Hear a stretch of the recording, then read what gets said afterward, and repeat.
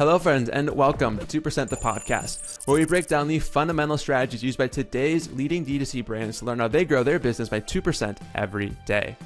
The show is brought to you by Caro, the #1 collaborative commerce platform for D2C's best brands.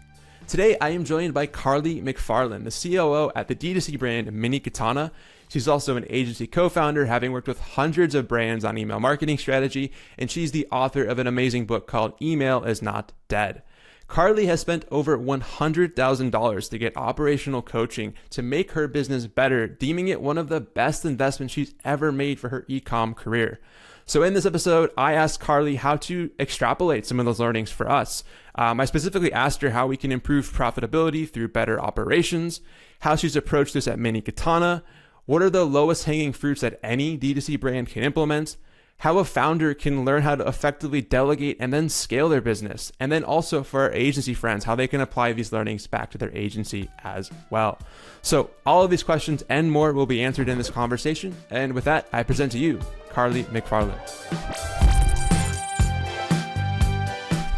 Karly, welcome to the show. How are you? I am great. I have spent probably more time preparing to talk to you today than I have on all of my other podcasts combined. That is a tremendous honor. I appreciate that. And I appreciate doing the homework as well. I gave you a couple really, deep questions for us to dive into. I'm really excited about that. But I'm excited for this conversation today for a lot of reasons. I think most importantly, though, I think it's just one that we don't see a lot of podcasts around, or generally just like content, I think. At least that's easily obtainable, I should say. I've heard you say some things that you've done, or one of the best things you've done for your career is to invest over $100,000 of money into getting operational training or over 2 years.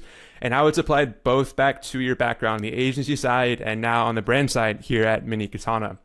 And when we were chatting kind of, potential topics pre-interview, you had mentioned how these operational changes you've made have really increased profitability a lot at Mini Katana. So I'm super intrigued to unpack all of that today and help our listeners get 2% better at operations, to improve profitability, but also really just, I think, be more sound as, business owners and business minds as well. So before we dive into all that tactical stuff, just give me the quick origin story of how you arrived at knowing you needed this training, why you spent money there, and what did you learn from all of that? Yeah, honestly, the story behind it is amazing, but I do not have the time to tell you the full story. So the TLDR is that I am originally from Bakersfield, California, like trailer park kind of upbringing. And I did not grow up around professionals. I did not know what entrepreneurship was. I don't think I even ordered my first Amazon package, like literally nothing online until I was like 20 years old. I think actually 20 is whenever I got my first laptop as well. So I was very, the only word that I'm thinking of is hillbilly. But I don't know. So I started working in the corporate world when I was 19, and I worked for a last mile delivery company. So I guess you can say that was my first foot into e-com and into operations in a way. I was an executive assistant. And I eventually left there after a couple of years and started my own last mile delivery company. And I learned pretty quickly that the margins were terrible and that it was miserable going to Compton 7 days a week to go with my drivers and sort packages and do all of that kind of stuff. So anyway, through that time, I'd learned a little bit about entrepreneurship. And when I say a little bit, like I seriously mean a little bit, but I knew that I wanted to learn a lot more. So I found this job post on Craigslist of all places for an entrepreneur that was looking for an executive assistant. And I applied for that. And I ended up getting that job. And the really cool part about that, which gave me my first bit of confidence, was that there were something like 300 applicants, and it was down to me and a girl that had just graduated from Harvard, and they chose me, the college dropout. So that was awesome. But what was really cool about this opportunity was that it was a small startup, and the CEO had left Tesla to start this company. He worked actually pretty closely with Elon Musk there and had been directly hired by him and was there in the early days. So I can't imagine everything that he learned there. but he knew that he needed more information to build his company and to build his team. So he actually brought in the coaches from Scaling Up. They're called the Gazelles coaches. Okay. So I originally was a part of that training. I think it was something like maybe $10,000 a month, or I'm not exactly sure what it was, but this was not a part of my own training that I did, but I heard that and I was going like, wow, this is really fucking cool.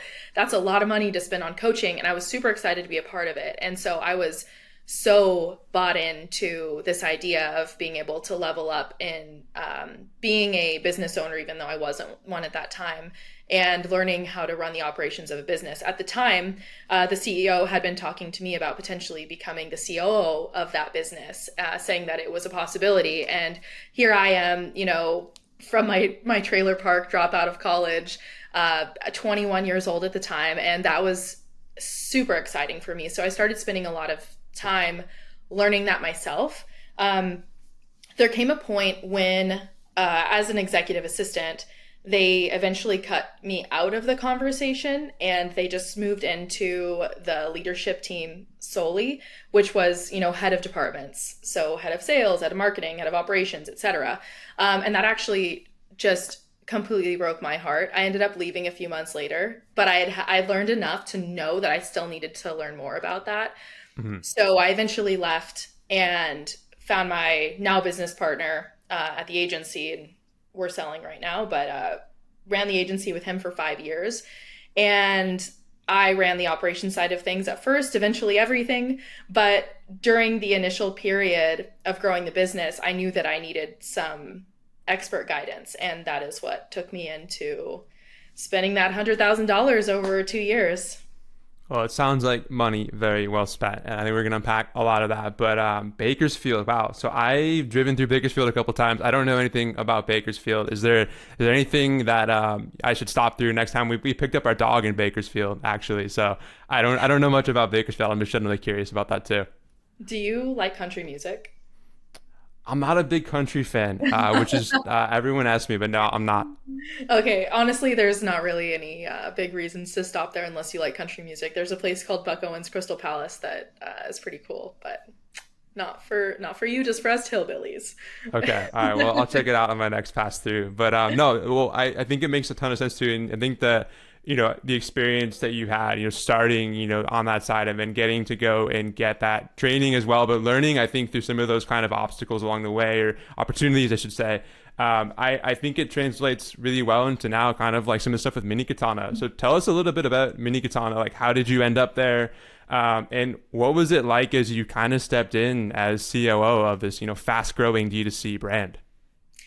Yes, so I originally started as the head of growth, which is very, very interesting, the story of how I got there. But I'm known for email marketing, or maybe not at this point. I think people are starting to see like who I actually am and what I'm like really excellent at. But I've been known for email marketing, which is fair. I mean, I published a book on it last year, ran an email marketing book, by the way. Thank you. Ran an email marketing agency for over 5 years. So I originally met Isaac in October of last year at an event, or actually, no, it wasn't even at an event. My friend Ryan McKenzie here in BC, he knew that I was coming to LA and he was like, oh, you got to meet my friend Isaac. So I met Isaac for lunch and I actually got kind of a little bit tipsy, and so Isaac dropped me off at my hotel. But anyway, Isaac and I became really good friends and we ended up hanging out the whole weekend. We went to D2CX in LA back in October, became really fast friends, and then I started consulting with him for a couple of months, and then it was in email marketing, so naturally into a head of growth role. But anyway, so came in and started working on that as an initial project, but really quickly I realized that my skill set would be better suited in other places.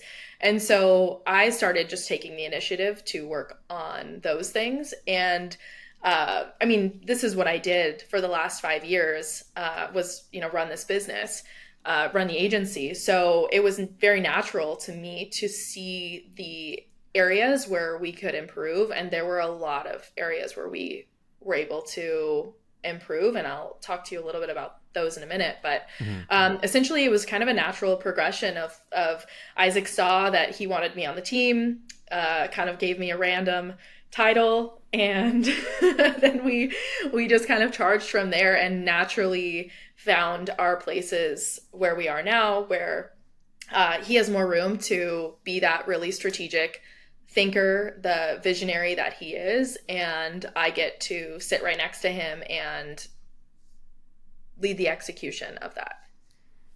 Yeah. Oh, and I think it's getting the right people on the bus and kind of figuring out that relationship as well. But I think also like a lot of your background, the agency side, the operations that training that you've had, and to getting to apply some of that as well. I'm sure like it's nobody seems to have like a linear path on how they kind of get like where they are, but I feel like it's all the experiences you kind of sum up and bring into like that kind of like next role. And I think with you in this role, it's super interesting because I think like the broad background and diverse background you have, coming from this email kind of background and some of those things with the agency and then bringing it here as well. I'm really curious, like, how did you get started then? You come into this kind of more like growth focused role. It kind of evolves over time.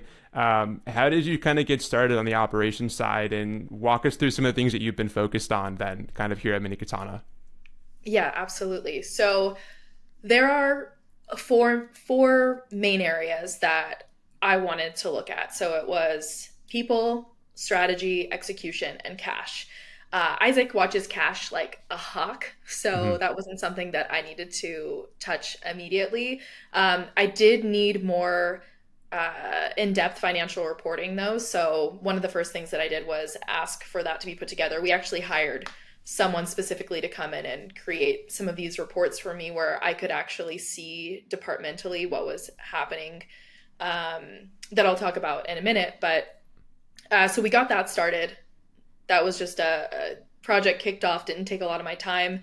The strategy side of things, Isaac really had down. And as we progressed in a few of the areas that I was working on, he got more and more and more time to spend on that. And we can talk about that in a minute. But the two things that took most of my time were people and execution. So I went into every single person's role and vetted them for fit for the company, fit in the role that they were in, and their role just in general. So if you know the Mini Katana story, which I think most people do at this point, it's about 2 years old and grew super fast. So from like 0 to 8 figures in like 2 years time. And Isaac truly is brilliant, like marketing, strategic genius. I mean, he's amazing with marketing. But I think what he doesn't get enough credit for is like the level of visionary that he is, the just thoughts that come from him, the ideas on a daily basis that I hear. I am constantly blown away. So the strategy, where the company was going, the things that we were going to be doing to grow, that wasn't really a concern at that point either. So although I came in as head of growth, like really those big strategy ideas, Isaac was already covering it. He just needed somebody to take some of the other weight off of him to be able to get further into that role, if that makes sense. So anyway, back to people. We ended up finding that only about 30% of the team should have still been there. Interesting. Yeah, and so the team is significantly smaller than whenever I started back in January. And so because of that, I mean, there are reasons why that is the case. And those are the things that I started working on first to make sure that that didn't happen again. So a couple of those things went into clarifying the vision. So like I said, Isaac is the ultimate visionary. We just needed some clarity around what those goals were. We needed to know the metrics that we were actually tracking in order to make sure that we were going to hit those goals. Each person needed to understand what they were accountable for, what they were responsible for, and their managers needed to also have proper expectations of those people. So we just started putting this framework in place from top down. Well, I guess first we leaned the team out, and then we went top down and went, okay, vision. Let's put rocks in place. And I actually want to clarify what rocks are because I think there will be a lot of people with questions about that. Totally. So the idea of rocks is that let's say you have a vase, and in this vase is the time that you have in a year to get all of your tasks done in order to meet certain goals. And the idea of the rocks is that you identify what the biggest things are that you have to do each quarter within each department in order to hit those goals at the end of the year. So if you don't do that and you don't map them out by person on timeline ahead of time, you end up filling up your vase with like all of this sand instead of rocks. And the sand is the daily tasks, fires, things like that that are coming up that are keeping you from working on those higher level projects. And the really interesting thing that is that if you don't go through this exercise, you don't even know what those rocks are that you should have been working on. So all throughout the year, if you don't have those clear goals and projects set, you're filling it all up with sand. Then you get to the end of the year and you're like, oh, we didn't hit any of our goals. Well, no surprise, right? So that's the next thing that we had to work on, was figuring out what are those rocks that are going to get us to these specific goals in Isaac's vision. Mm-hmm. And there are many things that kind of come out of that, but that's one of the most important things. Like I said, measuring the most important KPIs so we know that we're on track to hit them. And then individually, each person, which is something that we're working through now, needs to know what they're responsible for and what their own KPIs are so that they can not only be measured for fit, but for performance as well. Because we've gone through fit. Now it's performance. They need to know how they're doing. And in turn, you need to know what you're measuring them on so that your expectations of them are not unreasonable. Totally. That is super fascinating. I love that kind of analogy of like, the sand and the rocks. I remember when I was on the agency side, one of my former bosses, Chris Lander, he owns a company called AutoBrush. Chris had the same kind of, thought process of like, if we're just focused on sand, we're never going to see the bigger picture. We're just going to be, kind of checking Asana tasks and doing things. And suddenly a quarter's over and like, you don't really kind of know like what's kind of like what you've grown in, what you've maybe regressed in, kind of how you even look back at things. When you were setting those rocks, just to kind of zoom in a little bit on the people side of things, like were you sitting down with some of that, kind of like heads or kind of department kind of heads of that? Was that just with Isaac, like yourself? Like how do you kind of set those rocks in place and then communicate that down to the rest of the company? Yeah, so I did work with each individual person on the leadership team to determine what that looked like for them because they needed some help working through what that was as well. We're actually just meeting next week to finalize what our rocks are going to look like for this next quarter. Ideally, you do it before, but again, this is something that has been new for everyone, so we're implementing right now. But essentially, I don't know all of the right answers to everything, and even actually really important to clarify is that I'm not doing all of this work on my own. Like, yes, I believe have like doubled profitability in like 7 months time, or maybe it's even more than that. Like it's been killer, but it's not all on my own. It's seeing the opportunities and then either delegating or project managing or hiring the right people to be able to execute those things. So for example, in supply chain, that was not a place where I knew, okay, this is exactly what we need to do quarter by quarter in order to be able to hit this specific goal by that time. It was something that perhaps I could have learned if I had tried, right? Like I'm a big fan of like Mentor Pass. I talked to like the guy from Athletic Greens. I started trying to learn it on my own and I was like, shit, this is not something that I'm going to be able to do fast if I'm learning myself. So we actually ended up working with this amazing supply chain consultant and I sat down with him to go, okay, let's talk about this. Here are our goals. How do we get there? Like which areas are you going to need to work in and on what timeline? What other support do you need from other departments? Like, are we going to have to hire somebody? If so, okay, if you need somebody in Q3 for this, that means in Q2, our HR team needs to be working on starting to recruit and vet individuals for that role. So each department, the things that they're working on, it does spread out into other areas as well. And then we have to make sure that they're all aligned, right? Totally. I think, yeah, and I think it's a great, kind of call out to of knowing when to ask for help as well, and kind of like not burdening some of that, on yourself as well. I think like one of the things that I've, as I've spoken to more and more D2C founders, just being around the space, I've noticed that like founders can feel like they're being pulled in like 100 directions, even department heads can feel like they're being pulled in 100 directions. And this idea of not knowing maybe when to ask for help or even delegating out kind of things as well, it feels like you're kind of on this metaphorical hamster wheel, if you will. Like, I have to do this, I have to do that. And it's just like kind of brings everything kind of like where the business doesn't grow if I don't kind of hold the wheel on kind of everything. How do you kind of think about with people then like getting out of this rat race of just like everything has to be, close to the chest of like the founders or kind of the I guess kind of head team, if you will. How do you kind of empower teams then to be able to kind of take ownership of things and help the business grow faster as a result of that?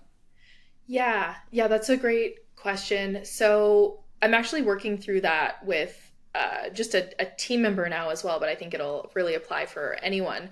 So there are parts of what she does that she's very attached to and that she loves. And then there's her goals with her career. And this can be the same said for, a business owner, that there are things that they feel like only they can do, running ads, for example, but they have this other goal for their business. And stepping back and looking at what, if this is my goal, and this is basically everything that I just explained, what actually do I need to be doing? And when you step back and look at the bigger picture, what you're doing, the things that you're doing in the rat race are probably not tasks that should be on your plate, because there are bigger picture items that you have to focus on. So I honestly think that it's as easy as determining what that vision is and working backwards and going, okay, what do I actually need to be doing here to grow my business or get it to the place that I want to?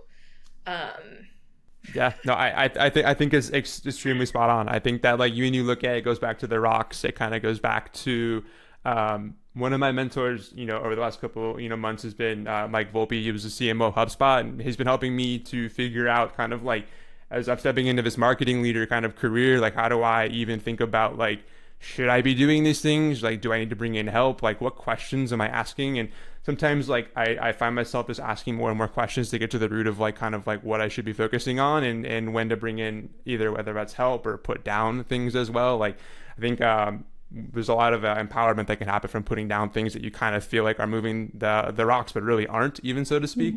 Yeah, we could get super meta on a lot of that, but to pull that back a little bit, we've talked a lot about people and kind of like process, but on the financial side of things, I'm curious if there's anything that you can kind of share, like financial lever related, that are things that D2C brands should be focused on to help improve profitability. Yes, so straight out of scaling up, they actually have seven, but for me, there are six within Mini Katana specifically, and e-commerce in general, which is number one, price. So increasing price of goods, volume, more units at the same price, COGS, operating expenses, inventory, and accounts payable. So those are all the different levers that we can pull. And sure. The really cool part about this is that in 7 months' time, we've already done like the 80-20 of the levers that we could pull within Mini Katana. So, for example, price of goods, Isaac raised prices twice last year, I think, and it's something that we want to test again, but it's in a very good place right now. So COGS. I don't think I mentioned this yet, but we have cut COGS by like 40%. Wow. And moving from an employee ran warehouse to a 3PL. And then we also got terms. So this is the part of the like accounts payable lever. But another really fun part of that accounts payable lever, and I don't know if this was like Sean or Maytab that taught Isaac about this, but I heard it on Operator's podcast the other day, Sean Frank talking about how you don't have to pay Facebook for like 45 days or something like that.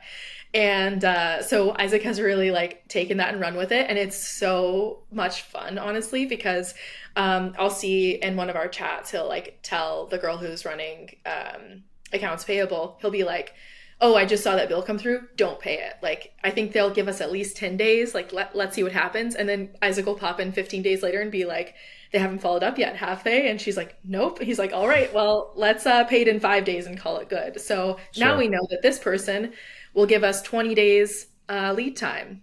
And so that part of it has actually been really fun.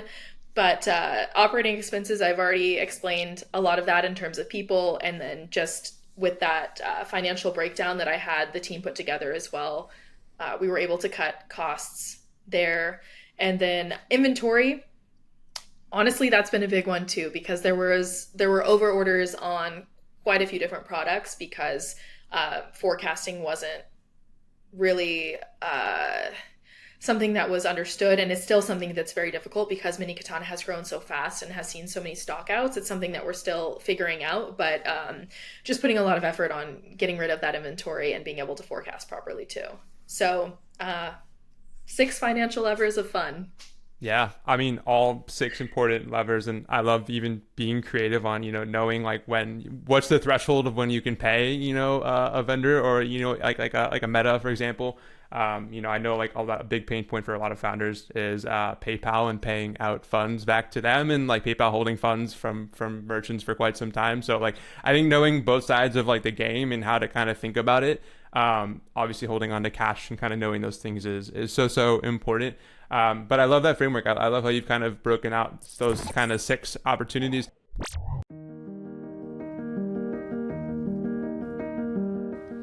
Welcome to Karo, where the world's top brands and creators come together to sell each other's products through cross-store selling.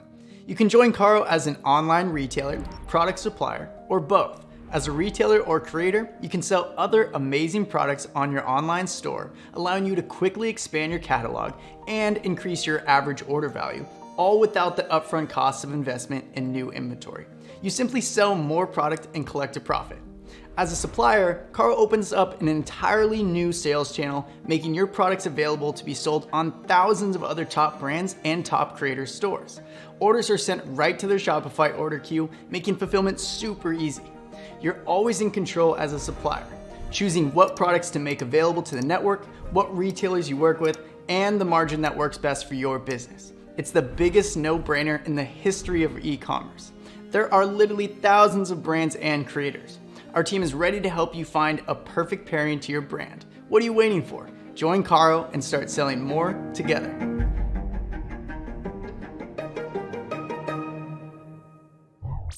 We've discussed financials, we've discussed people and systems. Are there any other like low-hanging fruits that we maybe haven't touched on here that can kind of help to just increase profitability, but also increase just workflow and all that stuff as well?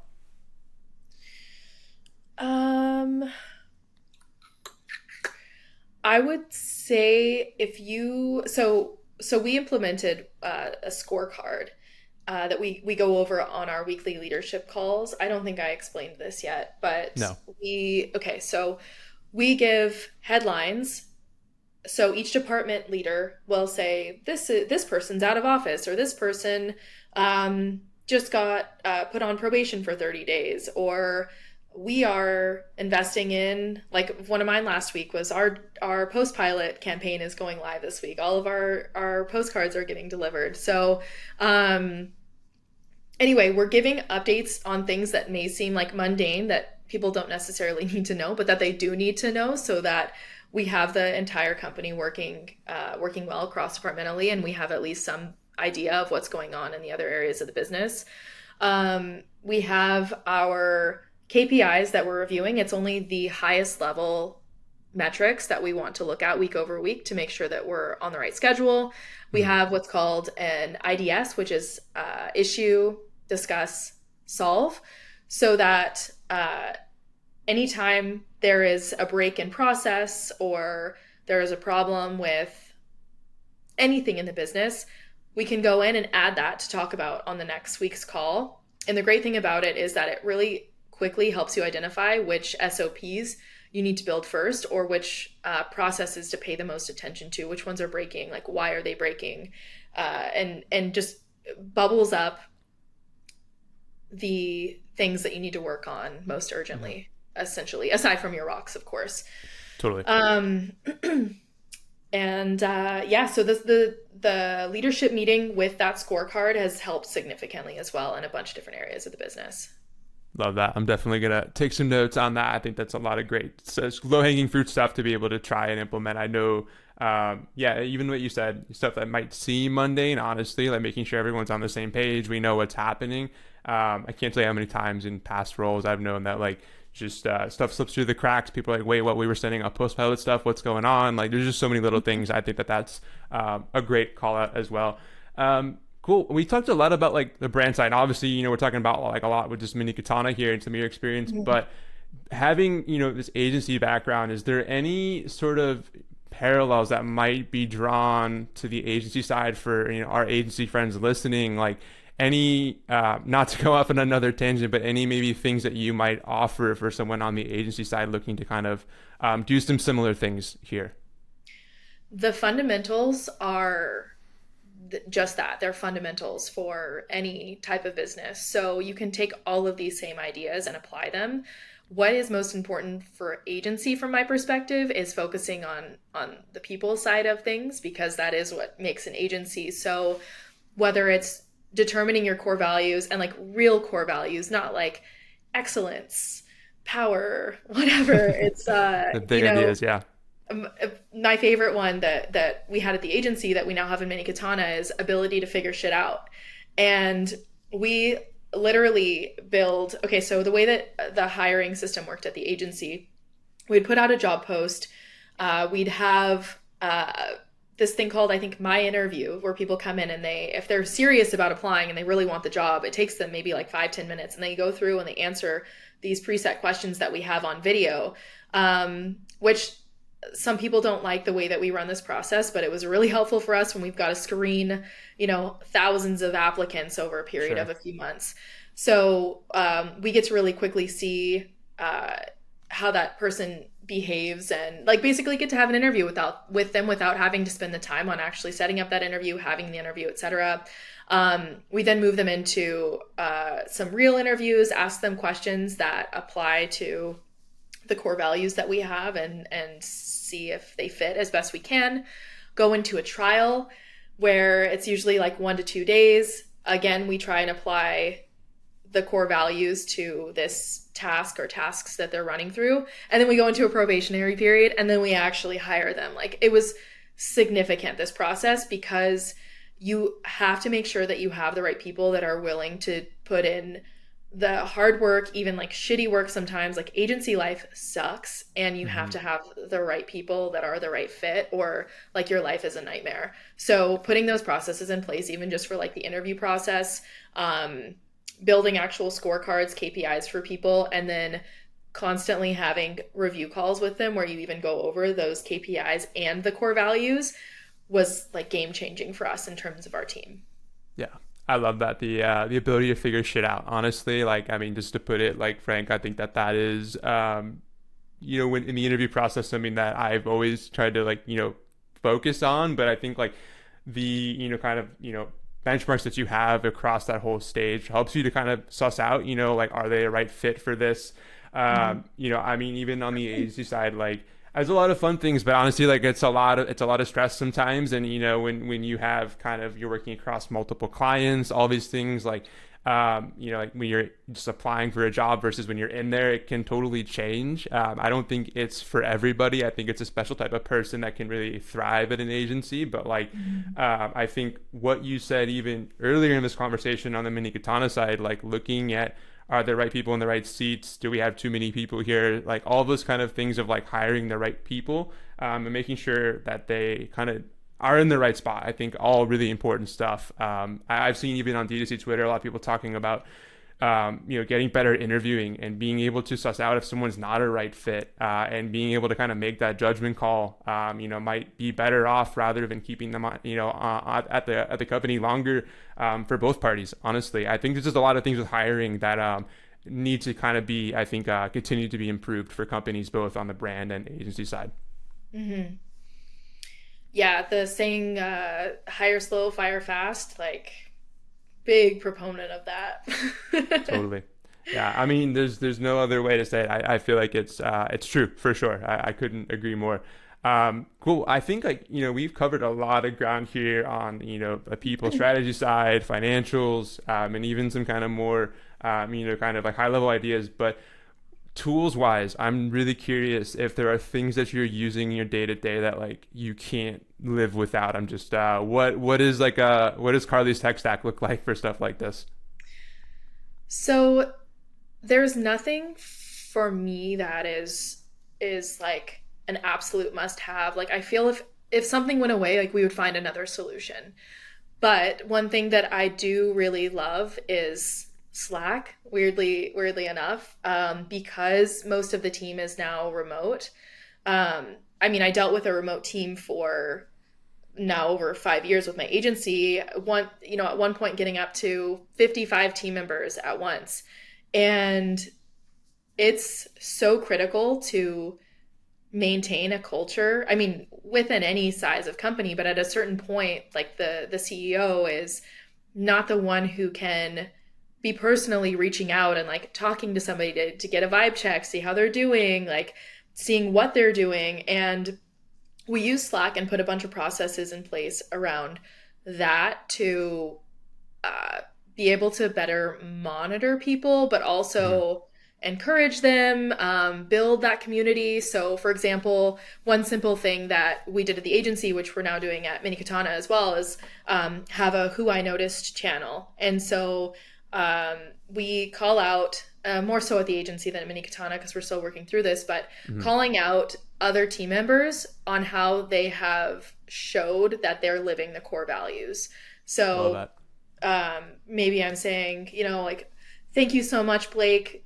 Teamwork makes the dream work. I didn't think that I was going to get this thing done today, and you hopped in at like midnight and helped me do it, or whatever it is. And number one, people love to be, what's the word? They love to be recognized. Yes. Yeah. For the things that they're doing, even if it's something that maybe was easy for them to do, but it made a real difference in somebody else's life and what they were working on. And it makes people want to do more of those things. They want to be recognized. So it kind of did two things, right? It helped people get recognized and also made people want to help each other more to continue to get recognized. So that's kind of like one fun thing that we did with Slack, but there's lots that you can do within Slack to build that culture. I love that. Yeah, we did a similar thing at Wonderment. We had like this taco system when we would just like, I think a lot of people have, it's like an app you can get in Slack, but we would tie core values back into that. So it's like, like, hey, Charlene, like, great job doing this. You exemplified this, thank you. Like something as like simple as like giving that recognition, it just compounds, but I think it also like helps others to look for that in others as well, to kind of like lift each other up. And everyone wants to be recognized, I think, in some way or another for their hard work. And so I think that it's a great way to have like kind of like that vibe check like, kind of put into it, but also making sure Slack's like a place that people want to engage with. I think like you can tell a lot by a company, I think, by kind of like how others communicate, like in tools like Slack, or if they don't as well, which is, I think, really interesting to kind of think about. Absolutely. Sorry, I was going to say, aside from like Slack and some of that stuff, do you think that there's any truth to that? There's like so much as maybe like too much of a reliance on tools. Like if you're too much in your project management tool, if you're too much, organization, and suddenly like you have this paralysis to like, hey, everything has to live in Notion and Asana and all this, and suddenly like you have too much process to where like nothing gets done. Or do you think it's best to just stay as organized as you can as a company? Oh my God, I hate Notion. Bring back Um, PTSD for sure. but Notion is actually the platform that our marketing team uses really heavily. And they have to. We just have so much content that like it has to be managed somewhere. So there are certain things where you do need that level of organization. Mhm. But no, I'd actually say that implementing it too rigidly and um, not allowing for uh, I guess space to make the right calls on, whether something else is more urgent. Like, is this slowing us down too much? What are the pros and cons of not actually, making sure that everybody does this thing before they can continue on to do this thing? I know it's super vague, but I do think that there is a point where it's too much. And even with Mini Mhm. Katana, like if I was to execute, these fundamental building blocks, let's say, that scaling up teaches, like it doesn't need that right now. And Sure. it would be, um, it would kind of crush the productivity and like the vision and so many other things that are more important for us to be working on, which I think is also the beauty of the very smart thing that Isaac did by hiring me into this role is that I'm not just somebody who was have the soft and hard skills for like a COO role, which he didn't even know that I was going to be going into. But that I ran my own business for such a long time, and I have I think like a business owner. So I'm thinking about profitability. I'm thinking about vision and how this person over here is going to impact the company as a whole. And like a person I think who's run a business just thinks totally differently about things than someone who hasn't. Totally. Yeah. I think that's a great call out. I think also like some of that stuff around like thinking more like you, like it's something that I've been trying to focus a lot on is like thinking more like a stakeholder in the company and like, would I be, would I spend my money here? Would I do this? Like how do I build process around that? Like, going through right now, even like, do I start building out SOPs for everything right now? Do I need SOPs for everything? Like, I think like all kind of stuff to think about. But where do you stand on SOPs? Do you think like standard operating procedures are worth for every single task? Are they a waste of time? What is your take on something like an SOP? Okay, so I look at this more from a risk standpoint. So if there are critical procedures that only, maybe a single person knows, then I want to get those down Hmm. in an SOP just to, what I like to say is like, well, this doesn't sound great, but okay, let's say this person gets hit by a bus. Like, what are we going to do? Um, Maybe you want to have like the most three most important SOPs that like that person has like just in their mind so Hmm. that you can cross train somebody else on it Sure. that you can have in case they're not here tomorrow. Um, and those are things that happen. So, putting everything down into an SOP, especially when you're running a lean team, I think can really detract from working on the projects that you should be working on. But from a risk standpoint, there are, a number of important SOPs that you'd want to get started on right away, I think. Totally. Yeah. I mean, to your point too. I mean, as morbid as it is, if someone, maybe doesn't, we'll just say doesn't show up to work the next day or something happens. Yeah. Like, I mean, or they get sick, they go on vacation, they forget to do these things. Yeah. I can't tell you how many times like an SOP has saved my ass. Like I went up on the agency side, but also like now here I think it's also good for some of this stuff too, to kind of like, if it is something that not everybody knows, to be able to offer up that to train people on it as well if there's like a task that is super important to the business and its function. But I feel like that's maybe we're going off in a different direction. That could be its own episode as well. But no, we've covered so much ground here. I really appreciate you just kind of being an open book with this. To kind of wrap things up and maybe get a little bit more high level or meta here. I love to ask this to people, like, how is a failure or maybe an apparent failure of yours, like throughout your careers, could be at any point, from your humble days back from Bakersfield to now, like, do you have a favorite failure of yours? And what would you say that might be? Yeah, I mean, gosh, there are probably so many, but I think it goes back to hiring because it is so critical for a business to have the right people in place that I, to be honest, I probably hired two to 300 people in my time at the agency. And right now the agency is about 20 people. Like I said, we even got up to 55 people at one point. Wow. We were super bloated. and did not have all of these systems in place at that time. I think there's a time in like every business owner's career, if they're growing fast enough, where they do get bloated like that. But I think by experiencing that and making so many bad hires and seeing so many things go wrong, and then being able to identify afterwards, like, oh, there was this red flag that I saw, but I didn't listen to, or there was this thing that happened that I should have known that then this would happen, or this happened and I let it slide. Or, oh, one of the best things is whenever you have somebody that you really like, but they're not performing, and then you try to put them in another role because you really like them, and you think, okay, maybe if I give them some different responsibilities, that then they'll perform. I cannot tell you how many times I did that, and never once did it work out. And maybe there are times that works out for somebody, but it never actually worked out for us to do that. So learned lots of things through just like very bad hires. I was not good at it for a while. Well, I think there's no better way to learn than just by experience with something like that particularly. And like you said too, I mean, it can be, you know, a different experience for others, but I tend to agree. I think like also sometimes going with your gut is kind of like the right kind of judgment call with it at the end of the day. Besides bringing in, you know, some help on the coaching side, is there any other like notable or best investments that you feel like you've made in your career up to this point? Yeah, so I would say the last 8 months have been super important for my career. So I had this skill set that nobody knew about, and going to these events and starting to meet people in the space, I actually realized how rare that it is. And so not only, number one, did it empower me to go like, wow, this is not something that a lot of people know how to do, or even if they do have the skills to do it, they haven't had the years of experience that I've had, or the years of really high level training, things like that. So just like my own confidence in what it is that I do well, and then meeting so many people the last 8 months, I've gone to like, I don't know, probably almost every single e-commerce event that's been put on that I knew about anyway. And your network is super important as well. So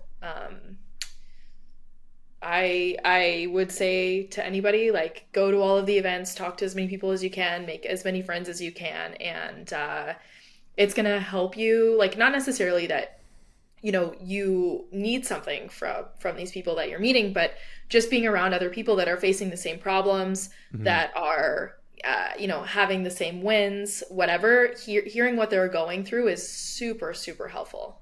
Yeah, I couldn't agree more. I think surrounding yourself with people that are kind of going through the same situations that you are, networking, I'd say this to everybody, networking is like the single best thing I think you can do for just like meeting like-minded people, but also being able to find things that you might be interested in that you're not doing right now. Like I think about when I took the jump from like the brand agency side over to like SaaS over here, like I was like, there's no way I'm going to be able to do this. I'm never going to be able to figure it out. But you kind of challenge yourself to do things you maybe don't think you're capable of. But also it's like finding that peer group, that networking, going to all the events, doing all this stuff. It's classic networking stuff, I think, that people say. But I couldn't agree more with you. And lastly, are we going to get another book from you? Are we going to get a part 2 of Email is Not Dead? Yes, we are. I think it'll be coming out end of this year, probably. You know what's so funny is, like, I'm known for email, but like I'm so tired of it. But the person that I like really respect most in email marketing has agreed to be my co-author, so I'm gonna get a lot of help for Amazing. this next book, and I'm very excited to be working on it with this person who I cannot name yet. I was going to ask. It remains Yes, to be anonymous. Okay. yes, Well, they will be anonymous for now. I am very excited about that. And can we get the book on Amazon, right? Is that where it's available? Is there anywhere else that folks can pick up a copy? I highly recommend it, by the way. It's one of the best books, if not the best book written on email. I'm not just saying that. I think it's a lot of great topics covered. So where can folks get it? Thank you. Yeah, it's on Amazon. This is funny, but I would change a lot about chapter 2 about list building, and I would change a lot about campaigns. I actually spoke on this at Ezra Firestone's mastermind in Puerto Rico a couple months ago, and literally, if you guys buy the book, let me send you the recording from this event and I can tell you, through the recording, exactly what I would change in those two sections, because I've learned so much since I actually wrote it that time. Yeah, it's on Amazon. Amazing. All right. Well, we'll link out to that in the show notes. But yeah, I think the first book I got on email marketing was a Ryan Deiss book. I don't know what company he's from, but it was like from like 2016. It was super dated. Like MailChimp was the ESP he was using at the time. Email has changed a lot since even then, and even since like last year. It's always changing. I think that's, I'm excited to see what you put in part 2 of the book as well. Yeah, me too. Totally. Well, Karly, I'll let you get out of here, but thank you so much for, just being so open with everything. I think I learned a hell of a lot. I know our guest surely did as well. And then if folks, besides buying the book, of course, where can they go to get in touch with you? Like where do you hang out? Where should folks follow you?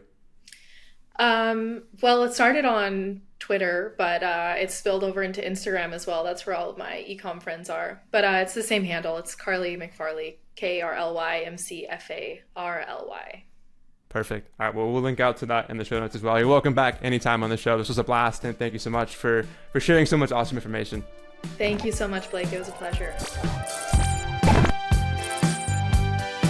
Thanks so much for watching today's episode. I hope you got 2% better for watching, and if you haven't already, consider giving this video a thumbs up and subscribing to the channel so you never miss another episode. We have a variety of ecom topics to talk about this season that's going to get you 2% better each week across a variety of topics.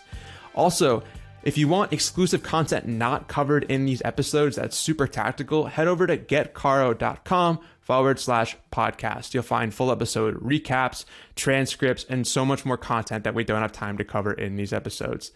Lastly, if you want to continue on the journey right now, I encourage you to do so. I will link to a other episode right here. You can take advantage of that. Click just right there, and that'll take you to that episode.